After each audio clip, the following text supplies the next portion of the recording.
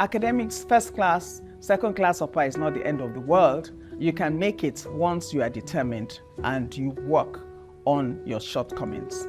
Back when I was in primary school, secondary school, I was just an average student. I can tell you that for free. I did school cert, my WAEC in 1976.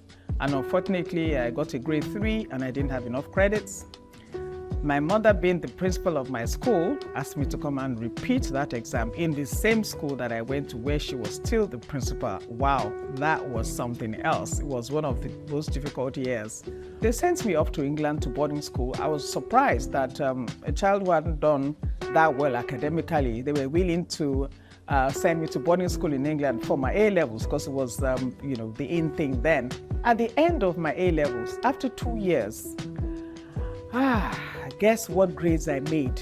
D for dog, E for elephant. And when I was going to go to university, I just barely made it to the cutoff point to study economics in the University of Lagos. And I came out with a second class lower. And that is what people call let my people go. Were my parents happy? Did they throw a party for me? Yes, they did.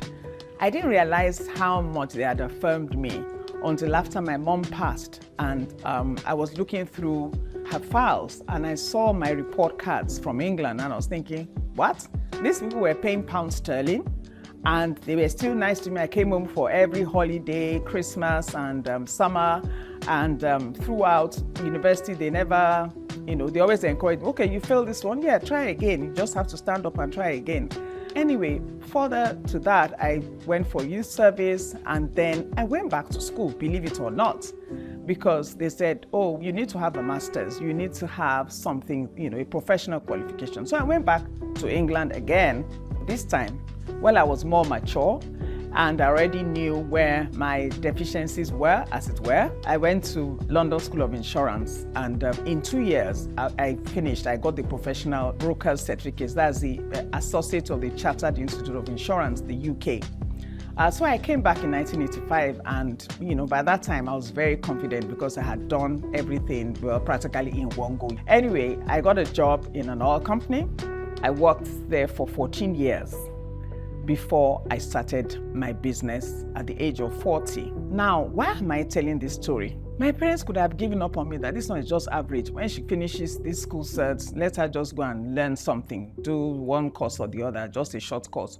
Or they could have sent me to a polytechnic. No, because they said they wanted me to have a professional certificate so that I'll be able to establish my own business in the future and be able to stand on my own.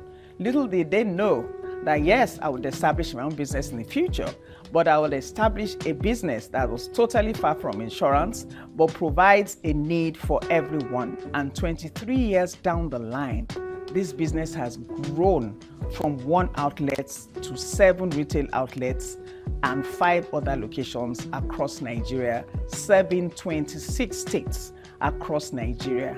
And I'm proud to say, not to boast, but to say that we are a household name in terms of uniforms, and we are making inroads into other areas like humanitarian aid, supplies distributorship, garment manufacturing.